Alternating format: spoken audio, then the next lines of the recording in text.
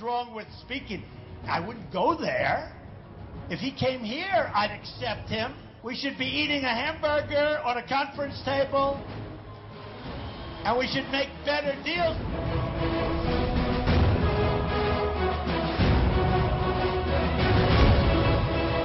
I would never say no.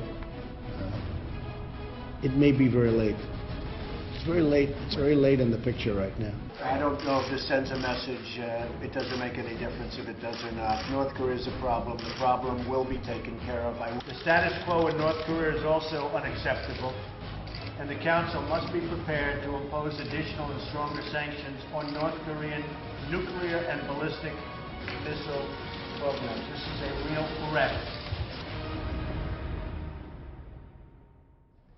자, 나흘 후면 오는 29일이면 트럼프 미국 대통령 취임 100일을 맞이합니다. 그런데 취임 전과 취임 후에 이 발언 내용을 저희가 화면으로 구성해서 보여드렸는데 이 발언 내용을 보면 분명히 대북 기조가 달라진 것이다 라고 느낄 수 있는 것 같습니다.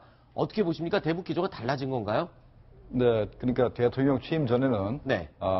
협상을 통해서 북한의 핵무기를 폐기할 수 있다라고 네. 이제 생각을 했는데 대통령이 된 이후에 전문가들로부터 또 참모들로부터 많은 브리핑을 받고 보니까 북한 핵 문제를 그 대화로 풀기는 굉장히 힘들다는 네. 것을 자기가 인식을 하게 됐고 또 하나는 또 대통령 취임 당선 때부터 취임 때까지 북한이 계속해서 미사일 도발을 해왔거든요. 네. 그러니까 저걸 그냥 두면 안 되겠다는 생각도 들었고 또 하나는 결정적인 것이 김정남 암살 사건입니다. 아하. 김정남을 죽인 저런 사람을 만약에 트럼프 대통령이 정상회담을 한다든가 하는 네. 것은 자기 고리도 실추되고 네. 북한 측이 인정하는 것이 되기 때문에 네. too late, 너무 늦었다라고 이제 표현을 하고 그래서 대북 정책이 결정적으로 이렇게 전환되는 그런 계기가 된 것 같습니다. 그렇군요.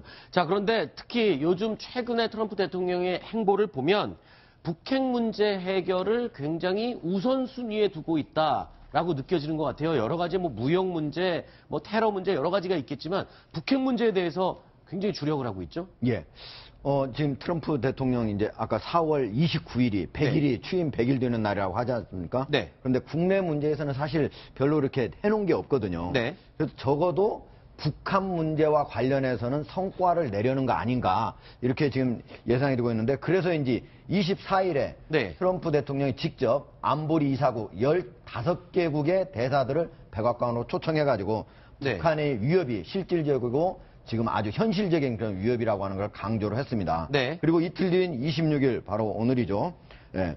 미국의 상원 의원 100명을 저렇게 100명을 백악관에 모두 초청하는 건 매우 이례적입니다. 저것도 이례적이고요. 예, 한 번도 없었던 걸로 제가 알고 있거든요. 네. 직접 초청을 해가지고 북한의 새로운 트럼프의 대북 정책을 설명을 할 예정이고요. 네. 그리고 28일에는 렉스 틸러슨 미국의 국무장관이 유엔 안보리의 이사국들, 외교 장관급 인사들을 모두 모아가지고 네. 미국의 새로운 대북 정책을 설명할 예정입니다. 네. 이거는 심각하게 받아들여야 됩니다. 네. 자, 안보리 이사국을 대사들을 전부 초청하는 것은 네. 만약 북한이 도발하면은 북한에 대해서 제재를 사상 초유의 제재안을 통과시키기 위한 그렇죠. 것이고 그거는 그래도 제재 아니니까 예. 우리가 이해할 수 있습니다만은 상원의원을 이렇게 끌어모은 것은 이건 네. 심각하게 봐야 됩니다. 어떤 부분에서요? 전쟁을 하려고 하면 의회에서 네. 승인을 받아야 될 거 아닙니까? 전쟁을 위한 승인. 그렇죠. 그리고 선제 공격을 먼저 하더라도 나중에 추가적으로 이제 의회 추인을 받아야 되기 때문에 네.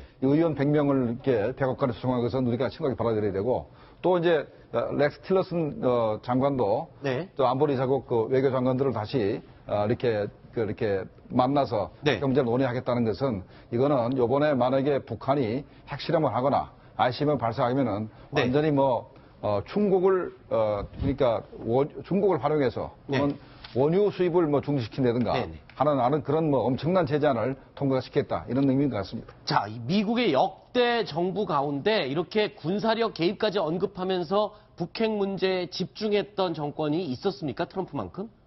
과거에 그 프레블함 사건 났다든지 네. 또는 8.28 돕기만 할 때 그때 누구였나요? 그럴 때 이제 미국이 데프콘 2까지 가면서 이렇게 네. 북한이 유감이다라는 성명 날 때까지 밀어붙인 적은 있습니다. 네. 근데 지금 트럼프 대통령 같은 경우 처음 저분이 대통령 당선될 때 한국에서는 얼마나 싫어하고 멸시했습니까? 그렇죠. 근데 요즘 4월 1일 딱 겪고 나서는 트럼프한테 전혀 그렇게 만만하게 못 대하죠. 한국 사회 언론 확 변했죠. 그렇죠. 여론층 다 변했고 제가 보기에는 저분이 뭐 대통령 100일 정도 한 사람이 아니라 100년쯤 한 사람으로 네. 느낄 정도로 노련하게 지금 하면서 4월 15일 날은 저 항공모함도 다 빼놓고 나서 북한 꼼짝 못하게 만들었잖아요. 근데 그 약간 이제 말로 좀 네, 말로. 풍을 떨었죠. 네, 그게 힘이잖아요. 네. 그리고 지금 계속 압박을 넣어서 지금 칼빈슨은 아직 오지도 않았는데 북한 바짝 얼게 만들고 우리 그랬죠. 긴장시키고 뭐 사드 집어넣고 해서. 그것도 능력이라고 그때 평가를 능력이죠. 하셨고요. 대단한. 그럼 어차피 말로 하는 건데. 그래서 지금 저분이 저렇게 쭉 하는 게 저 여러 가지가 있겠지만은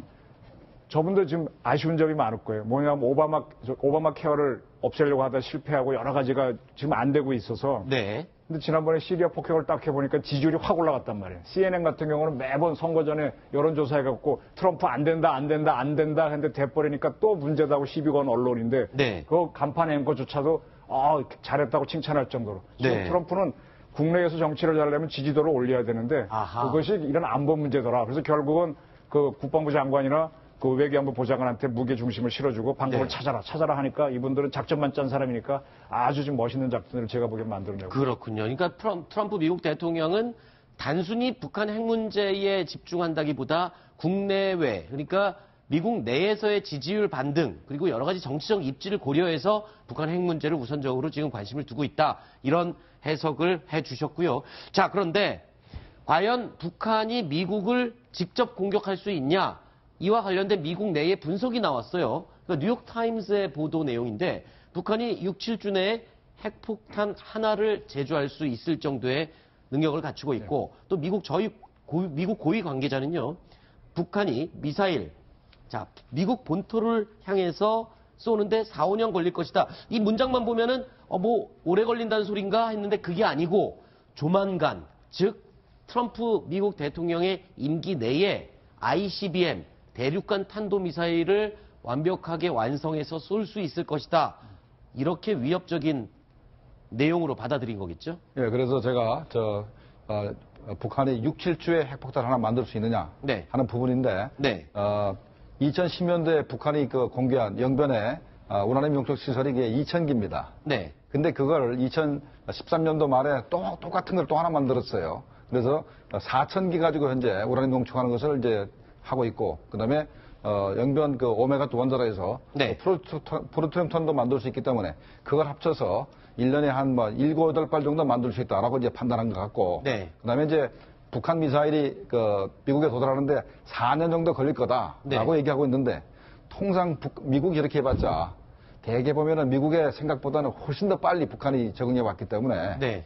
더군다나 이번에 4월 15일 날 북한이 3가지 종류의 ICBM을 공개를 했습니다. 물론 네. 이게 빈통일 수도 있는데 제가 볼 때는 한 2, 3년 정도면은 ICBM이 완성되지 않겠나 이렇게 생각합니다. 네, 지금 어제 TV 토론회에서 또 이 코리아 패싱이라는 말이 나왔었는데 지금 이 돌아가는 상황이요. 지금 전화로 중국, 미국, 일본이 계속 북한 핵 문제와 관련해서 긴급하게 통화를 하고 있습니다. 자, 우리 차기 정권이 빨리 출범을 하게 된다면 이 약간 좀 따돌림을 당하는 듯한 이런 분위기에서 좀 헤어날 수 있을까요?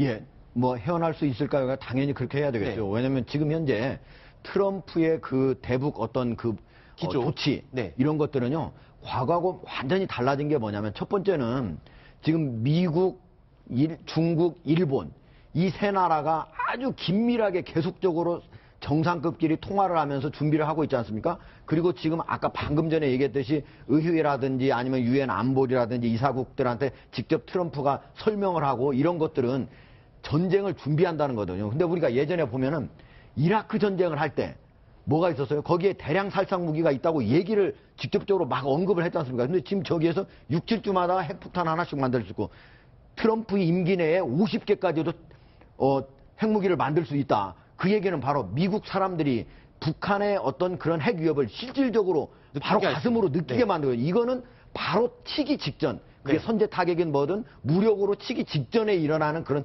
현상들이다. 명분을 그런 쌓는 거죠. 예, 그런 점에서 우리가 매우 중요해야 될 그런 시점이에요. 네. 코리아 패싱이 한국 차기 대통령 뽑고 난 다음에 일어날까 안 일어날까? 네. 그 해답은요. 아베처럼 할 수 있느냐 없느냐 여부에 달려 있습니다. 아베처럼. 아베가 저 트럼프가 당선일 때 쫓아가서 만났죠. 네. 그다음에 또 만났죠. 네. 그다음에 일부러 골프를 쳐갖고 보기가 나올 때까지 그렇게 하고 바리바리 싸들고 가서 설명을 했지 않습니까? 네. 그래서 저는 그것이 해결되지 않으면은 한국 네. 정부가 대통령을 뽑아도 네. 뭐 어려울 수 있다라는 게 제 예측입니다. 알겠습니다. 자, 뉴스탑 10 다음 이어지는 순서 준비돼 있고요. 김정봉 전 NSC 정보관리실장 님은 여기까지만 이야기를 듣도록 하고요.